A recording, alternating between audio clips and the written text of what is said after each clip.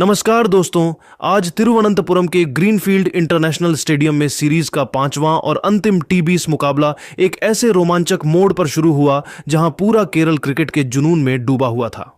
Toss की प्रक्रिया में भारतीय कप्तान सूर्य कुमार यादव ने बाजी मारी और पिच की नमी को देखते हुए न्यूजीलैंड को पहले बल्लेबाजी करने का चुनौतीपूर्ण निमंत्रण दिया।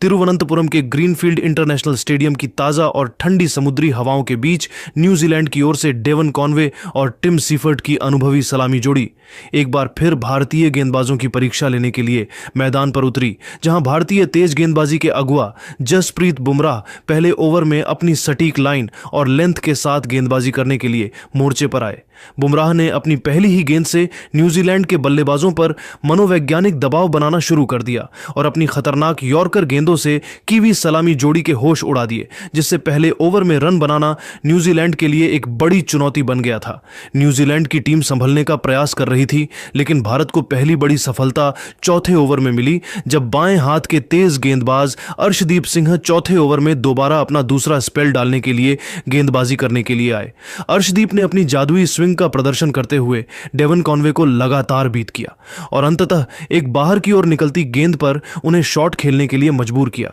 जिससे डेवन कॉनवे कवर ड्राइव खेलने के प्रयास में गेंद की स्विंग को नहीं पढ़ सके और 14 गेंदों पर 18 रनों की एक संक्षिप्त पारी खेलकर आउट हो गए। उनकी इस पारी में 3 शानदार चौके शामिल थे। तिरुवनंतपुरम के ग्रीनफील्ड स्टेडियम में डेवन कॉनवे के एक महत्वपूर्ण मोड़ पर पवेलियन लौटने के बाद न्यूजीलैंड की टीम थोड़ी दबाव में नजर आ रही थी, लेकिन तभी युवा और अत्यंत प्रतिभाशाली बल्लेबाज रचिन रविंद्र क्रीज पर आए और उन्होंने अनुभवी टिम सीफर्ट के साथ मिलकर न्यूजीलैंड की पारी को न केवल स्थिरता प्रदान की, बल्कि रनों की गति को भी एक जबरदस्त और विनाशकारी तेजी प्रदान की।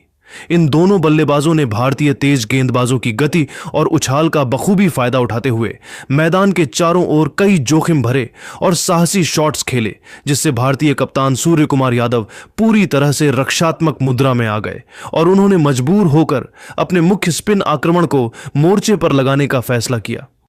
खेल के 7वें ओवर में भारत के प्रमुख लेग स्पिनर रवि बिश्नोई 7वें ओवर में अपनी जादुई फिरकी और तेज गति वाली लेग ब्रेक के साथ गेंदबाजी करने के लिए मोर्चे पर तैनात हुए, ताकि न्यूजीलैंड के रनों की रफ्तार पर लगाम लगाई जा सके।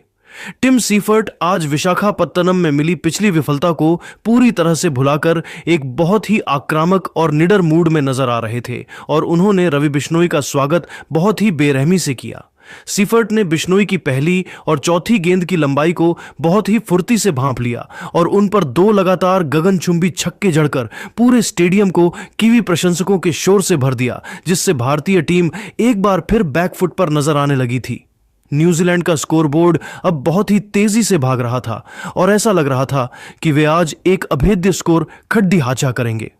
हालांकि न्यूजीलैंड की यह आक्रामकता और सीफर्ट का यह तूफानी अंदाज ज्यादा देर तक नहीं टिक सका, क्योंकि भारत के सबसे जादुई चाइनामैन गेंदबाज कुलदीप यादव 10वें ओवर में पहली बार अपनी कलात्मक गेंदबाजी करने के लिए आक्रमण पर आए। कुलदीप यादव ने अपनी अनुभवी गेंदबाजी का जादुई नमूना पेश करते हुए ओवर की दूसरी ही गेंद पर टिम सीफर्ट को अपनी एक रहस्यमयी और अंदर आती गुगली पर पूरी तरह से फंसा लिया। सीफर्ट कुलदीप की टर्न और हाथ की गति को समझने में पूरी तरह से विफल रहे, जिससे टिम सीफर्ट एक आक्रामक स्वीप शॉट खेलने के प्रयास में गेंद की अतिरिक्त उछाल के कारण बल्ले का ऊपरी किनारा दे बैठे और शॉर्ट फाइन लेग पर लपके जाने के कारण 28 गेंदों पर 45 रनों की एक अत्यंत आतिशी और महत्वपूर्ण पारी खेलकर आउट हो गए। उनकी इस साहसी पारी में 5 शानदार चौके और 2 गगनचुंबी छक्के शामिल थे।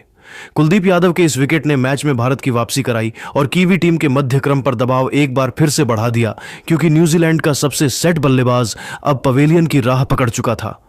तिरुवनंतपुरम के ग्रीनफील्ड स्टेडियम की पिच पर टिम सीफर्ट के एक बड़े विकेट के पतन के बाद न्यूजीलैंड की पारी को एक मजबूत आधार की जरूरत थी और तभी विस्फोटक बल्लेबाज ग्लेन फिलिप्स मैदान पर आए, जहां उन्होंने युवा रचिन रविंद्र के साथ मिलकर न्यूजीलैंड की पारी को एक बहुत बड़े और विशाल स्कोर की ओर तेजी से अग्रसर करना शुरू किया। इन दोनों बल्लेबाजों ने भारतीय मध्यक्रम के गेंदबाजों की रणनीति को पूरी तरह विफल करते हुए उन्हें अपने निशाने पर लिया और मैदान के हर कोने में रन बटोरने का सिलसिला जारी रखा, जिससे भारतीय कप्तान सूर्य कुमार यादव के चेहरे पर चिंता की लकीरें साफ देखी जा सकती थीं।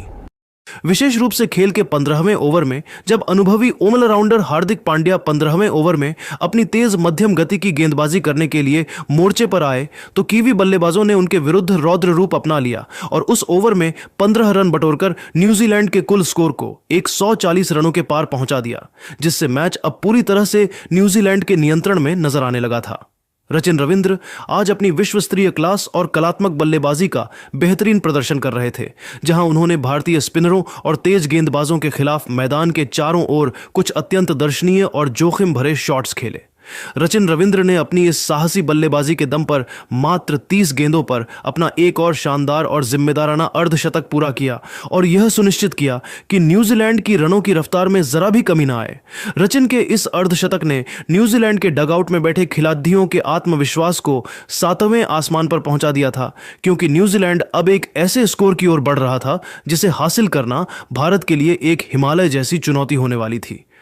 पारी के अंतिम चरणों में न्यूजीलैंड की टीम ने अपनी आक्रामकता को और अधिक बढ़ा दिया, जहां डेरिल मिचेल की छोटी मगर अत्यंत तेज और महत्वपूर्ण पारी की बदौलत कीवी टीम ने मैच पर अपनी पकड़ पूरी तरह मजबूत कर ली। न्यूजीलैंड की टीम ने निर्धारित 20 ओवरों के खेल की समाप्ति तक 5 विकेट के नुकसान पर 192 रनों का एक बहुत ही चुनौतीपूर्ण और विशाल स्कोर खड़ा किया, जिसने विशाखापत्तनम की हार का बदला लेने की उनकी मंशा को साफ जाहिर कर दिया था। ग्लेन फिलिप्स अपनी शानदार और जुझारू अर्धशतकीय पारी के दौरान 35 गेंदों पर 52 रन पर नाबाद लौटे और उनके साथ अनुभवी डेरिल मिचेल 8 गेंदों पर 14 रन पर नाबाद रहकर क्रीज पर डटे हुए थे, जहां न्यूजीलैंड ने अब भारतीय बल्लेबाजों के सामने सीरीज में साख बचाने और जीत दर्ज करने के लिए 193 रनों का एक अत्यंत कठिन और मुश्किल लक्ष्य रख दिया था।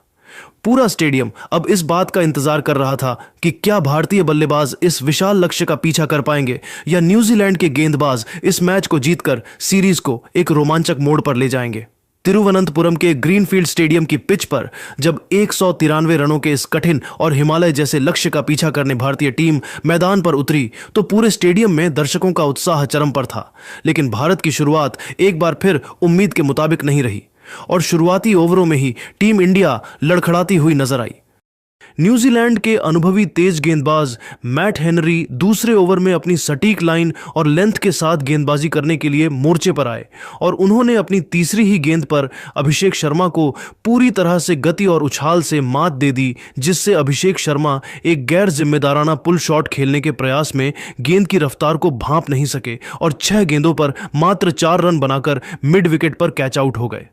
अभिषेक के जल्दी आउट होने के बाद केरल के स्थानीय नायक संजू सैमसन मैदान पर आए और उन्होंने कप्तान सूर्य कुमार यादव के साथ मिलकर न्यूजीलैंड के गेंदबाजों पर जवाबी हमला शुरू किया, जहां इन दोनों बल्लेबाजों ने मैदान के चारों ओर कलात्मक शॉट्स खेलते हुए पावर प्ले की समाप्ति तक भारत के स्कोर को 50 रनों के पार पहुंचा दिया। तिरुवनंतपुरम के ग्रीनफील्ड इंटरनेशनल स्टेडियम में संजू सैमसन और कप्तान सूर्य कुमार यादव की यह आक्रामक साझेदारी भारतीय टीम को धीरे धीरे मगर मजबूती से जीत की मंजिल की ओर ले जा रही थी और न्यूजीलैंड के गेंदबाज इस जोड़ी के सामने पूरी तरह असहाय नजर आ रहे थे। खेल का रोमांच अपने चरम पर था और भारतीय प्रशंसक हर गेंद पर झूम रहे थे, लेकिन तभी न्यूजीलैंड के चतुर कप्तान मिचेल सेंटनर ने स्थिति की गंभीरता को भांपते हुए 9वें ओवर में स्वयं अपनी जादुई फिरकी का जाल बुनने के लिए गेंदबाजी करने के लिए मोर्चे पर आने का साहसी फैसला किया। सेंटनर ने अपनी अनुभव और बुद्धिमानी का परिचय देते हुए पहली ही गेंद बहुत ही चतुराई भरी और धीमी गति की फ्लाइटेड गेंद फेंकी, जिसे पढ़ना किसी भी बल्लेबाज के लिए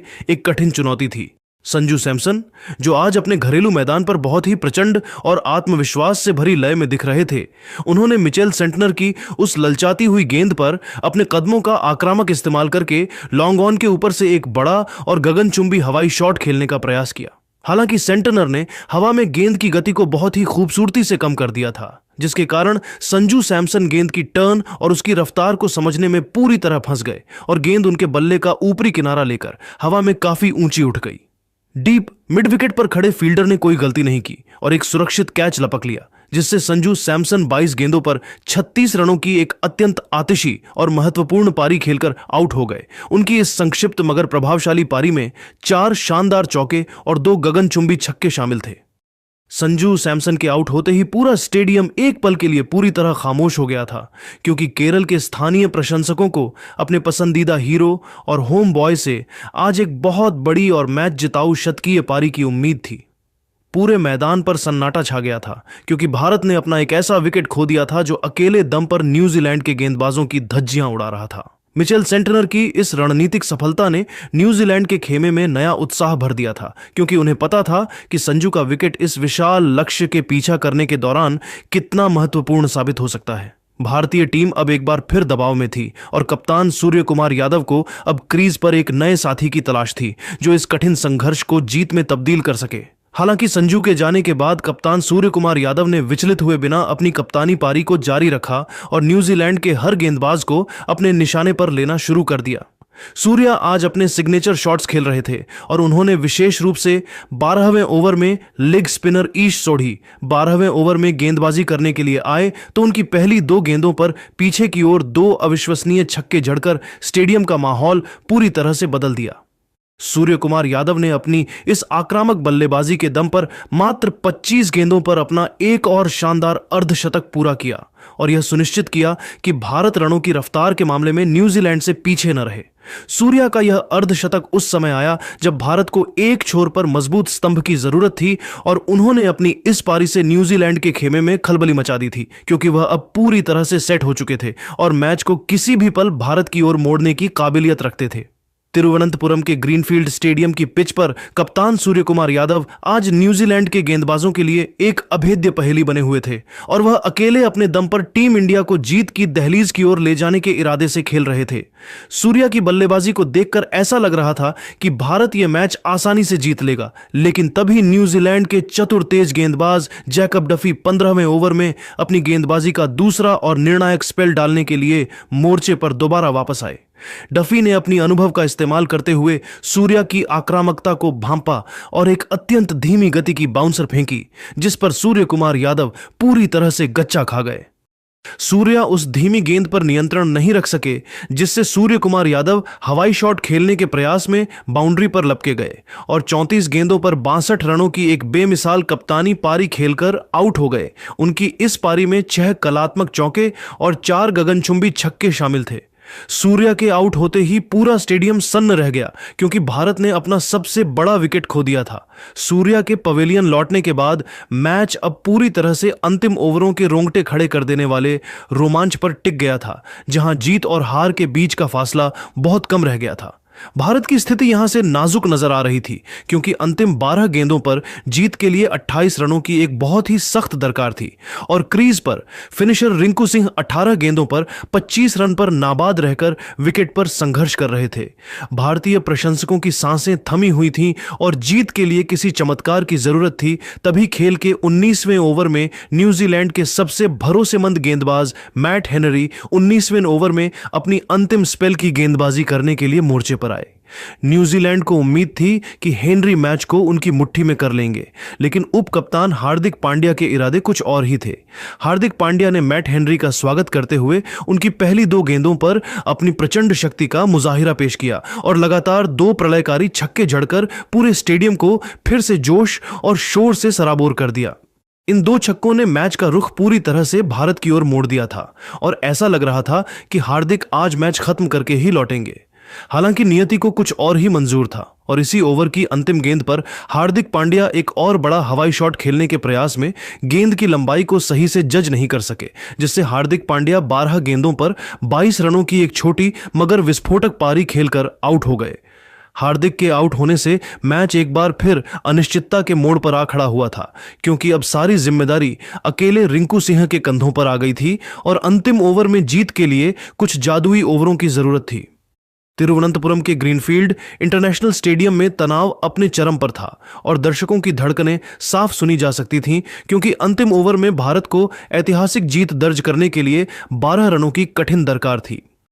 न्यूजीलैंड के कप्तान मिचेल सेंटनर ने काफी सोच विचार करने के बाद अपने सबसे अनुभवी गेंदबाज जैकब डफी पर भरोसा जताया और उन्हें गेंद थमाई, जो खेल के अंतिम और निर्णायक 20वें ओवर में गेंदबाजी करने के लिए मोर्चे पर आए थे। पूरा स्टेडियम रिंकू रिंकू के नारों से गूंज रहा था, क्योंकि अब भारत की आखिरी उम्मीद अलीगढ़ का यह बाएं हाथ का बल्लेबाज ही था। जैकब डफी ने पहली गेंद बहुत ही सटीक यॉर्कर फेंकी, जिस पर रिंकू कोई बड़ा शॉट नहीं खेल सके, लेकिन दूसरी गेंद पर रिंकू सिंह ने अपना जादुई कौशल दिखाया और डफी की गति का इस्तेमाल करते हुए फाइन लेग की दिशा में एक अत्यंत दर्शनीय चौका जड़कर दबाव को पूरी तरह से कीवी टीम पर स्थानांतरित कर दिया। मैच अब पूरी तरह से रोंगटे खड़े कर देने वाले मोड़ पर पहुंच चुका था, जहां अगली 2 गेंदों पर केवल 2 रनों की दरकार थी। लेकिन रिंकू सिंह आज मैच को केवल जीतना नहीं बल्कि एक यादगार अंत देना चाहते थे। डफी ने जैसे ही चौथी गेंद थोड़ी छोटी और स्लॉट में फेंकी, रिंकू सिंह ने अपनी पूरी ताकत झोंकते हुए गेंद को स्टैंड्स में भेज दिया और एक गगनचुंबी 98 मीटर का छक्का जड़कर भारत को 5 विकेट के नुकसान पर 193 रनों के लक्ष्य तक पहुंचाकर एक अविश्वसनीय और सांस रोक देने वाली जीत दिला दी। इस छक्के के साथ ही तिरुवनंतपुरम का पूरा मैदान खुशी से झूम उठा और भारतीय डगआउट के सभी खिलाड़ी मैदान की ओर दौड़ पड़े। भारत ने इस रोंगटे खड़े कर देने वाले मुकाबले को 5 विकेट से जीतकर न केवल यह मैच जीता बल्कि इस हाई प्रोफाइल T20 सीरीज को 4-1 के बड़े अंतर से अपने नाम कर लिया। मैदान पर नायक बनकर उभरे रिंकू सिंह 22 गेंदों पर 40 रनों की एक अत्यंत जिम्मेदाराना और आतिशी पारी खेलकर नाबाद लौटे और उनके साथ शिवम दुबे 2 गेंदों पर 2 रन पर नाबाद रहकर इस ऐतिहासिक जीत के गवाह बने। तिरुवनंतपुरम का यह शांत दिखने वाला मैदान आज भारतीय टीम के अदम्य साहस, पराक्रम और रिंकू सिंह की दुनिया के सर्वश्रेष्ठ फिनिशिंग काबिलियत का गवाह बना, जहां मैच खत्म होने के बाद हुई शानदार आतिशबाजी ने रात के काले आसमान को तिरंगे के केसरिया, सफेद और हरे रंगों से पूरी तरह सराबोर कर दिया। भारतीय खिलाड़ियों ने मैदान के चारों ओर चक्कर लगाकर दर्शकों का आभार व्यक्त किया, क्योंकि यह जीत केवल एक मैच की जीत नहीं थी बल्कि भारतीय क्रिकेट के भविष्य के सितारों का एक जबरदस्त शक्ति प्रदर्शन था। तो दोस्तों, आपके हिसाब से भारत की इस शानदार जीत के पीछे का असली हीरो कौन रहा? अपनी कीमती राय हमें कमेंट बॉक्स में जरूर बताएं। जय हिंद, जय भारत।